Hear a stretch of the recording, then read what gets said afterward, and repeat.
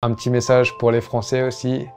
C'était pour vous remercier pour tous ces bons souvenirs qu'on a partagés ensemble. Notamment, je me souviens encore des événements qui ont eu lieu en France. C'était vraiment magique. Yellowstar est un des piliers de la scène française de League of Legends. Et pour la majorité des gens, il est tout simplement une légende. Alors aujourd'hui, je vous propose de redécouvrir comment Yellowstar est devenu ce qu'il est, de redécouvrir comment il a construit sa renommée, de redécouvrir sa carrière, la carrière légendaire de Yellowstar.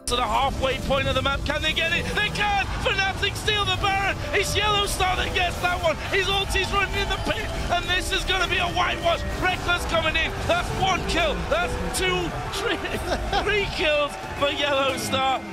Tout commence sur Warcraft 3 pour Borakim. Il commence très tôt les jeux vidéo, à partir de 2 ans. Il va jouer sur des consoles comme la Mega Drive et la Nintendo 64, jusqu'à découvrir les jeux en ligne sur PC, qui vont beaucoup l'intéresser, car il peut rencontrer de nouvelles personnes et surtout se mesurer à d'autres joueurs, parce que Yellowstar est un compétiteur. Il va en permanence s'améliorer et devenir meilleur, ce qui va l'amener très tôt à développer ses compétences d'analyse, en se demandant en permanence qu'est-ce qu'il faisait de bien, qu'est-ce qu'il faisait de mal, pourquoi il gagnait, pourquoi il perdait. Et c'est grâce à ça qu'il va faire sa première compétition sur ce jeu à 15 ans, où il finira 2e et deviendra quelques mois plus tard champion de France de Warcraft 3. Après ça, Warcraft va commencer à mourir petit à petit. Il y a de moins en moins de compétitions, puis de moins en moins de joueurs, et donc Yellowstar va se désintéresser du jeu. Et au même moment, son grand frère commence à jouer à un tout nouveau jeu qui vient de sortir. Et ce nouveau jeu, c'est League of Legends.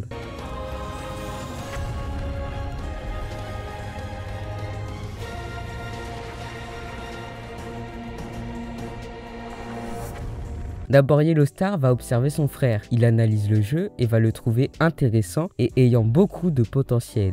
Il va donc demander à son frère quel champion est le plus fort sur le jeu. Son frère lui répond Twitch et pendant ses 500 premières games, Yellowstar ne va jouer que Twitch. Pendant ses premières games, il va jouer avec ses cousins et son frère. Mais au bout de 2-3 mois, son esprit de compétition prend le dessus. Il veut jouer avec des joueurs qui ont un meilleur niveau. Il va donc jouer seul pour monter en elo et faire des petites compétitions pendant quelques mois. En parallèle de ça, il va passer son bac et rentrer en fac de médecine. Avec ce passage en études supérieures, Yellowstar doit beaucoup moins jouer à League of Legends pour se concentrer sur ses études. D'autant plus que ses parents veulent absolument qu'il les réussisse. Mais Yellowstar, lui, ne va clairement pas se concentrer sur ses études, mais sur League of Legends. Le week-end, il fait des compétitions et le reste du temps, il joue à LoL. Et sur le côté, il essaye d'assurer un minimum ses études en validant ses années, jusqu'à ce qu'il se fasse inviter à une compétition offline. Et cette compétition, c'est les IEM de Hanovre en 2011. Il fera les compétitions sous les couleurs de AAA.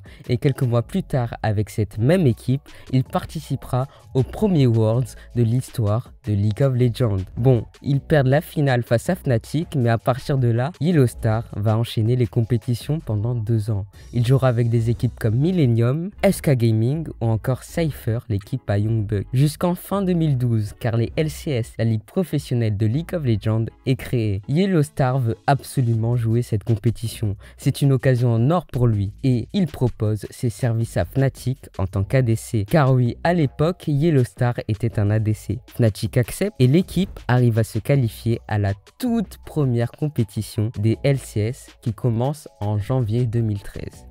Mais les problèmes reviennent.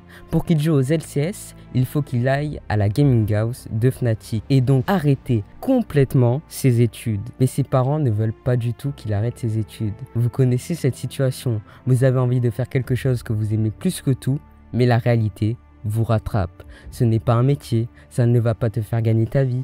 Fais plutôt médecin, c'est plus sûr. Ces mots sont durs, surtout que souvent elles viennent de ses propres parents. Quand on est dans cette situation, il y a 2 choix qui s'offrent à nous. Abandonner sa passion et continuer ses études. Ou sinon, persévérer sur la voie que vous appréciez et prouver à tout le monde que vous avez raison. Et c'est ce que Yellowstar va faire.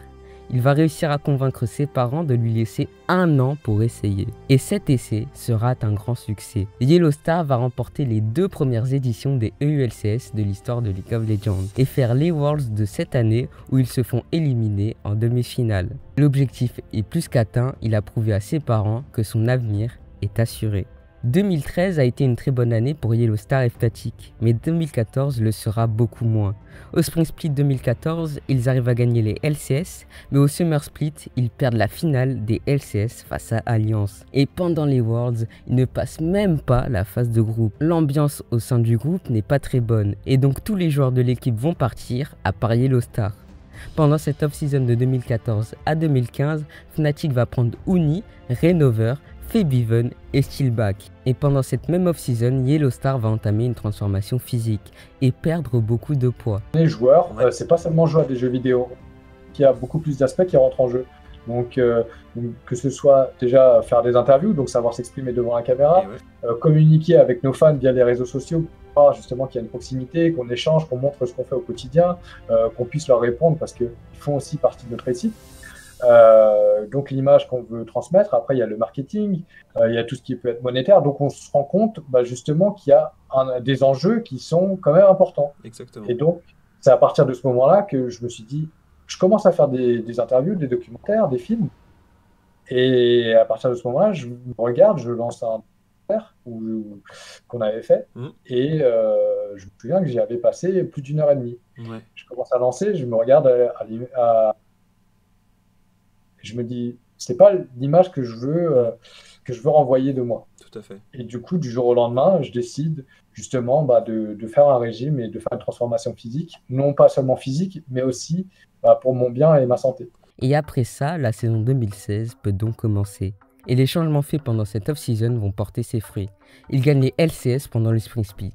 Ils vont au MSI où ils ont failli battre SKT dans un BO5 légendaire. They find the kill onto Reignover, and the equalizer is melting SKT. Double kill for Huni. He turns his attentions to Bengi. Flamesplitter's throwing out and Bengi's in retreat. Huni looking for the Electro Harpoons, not going to get the kills, but they will get the tower. A 1-for-2 after Reignover got caught out.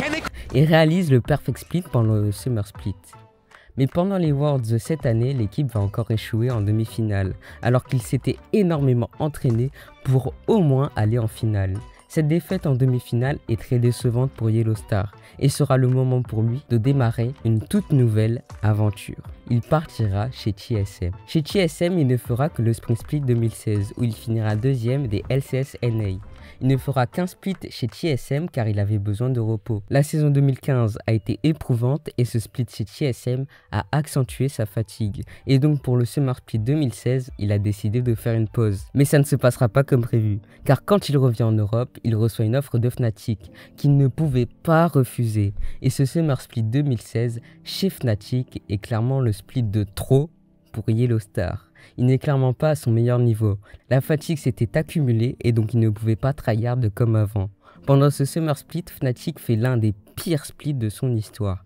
Fnatic se fait éliminer pendant le premier tour des playoffs et n'ira même pas aux Worlds. Et pour Yellow Star, c'est la fin. Il décide de prendre sa retraite. Il aura gagné 5 titres de LCS, 3 demi-finales des Worlds, une demi-finale du MSI et surtout aura réalisé plein de plays légendaires qui a bâti sa légende.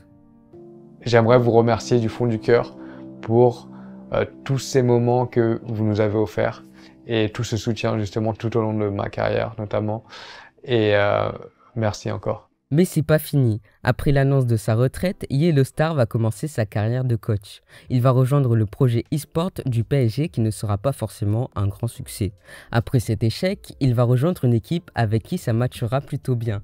Et cette équipe, c'est LDLC OL. En 2019, LDLC va tout rafler en France. Ils vont remporter la Lyon eSport, 2 fois la LFL et l'Underdogs.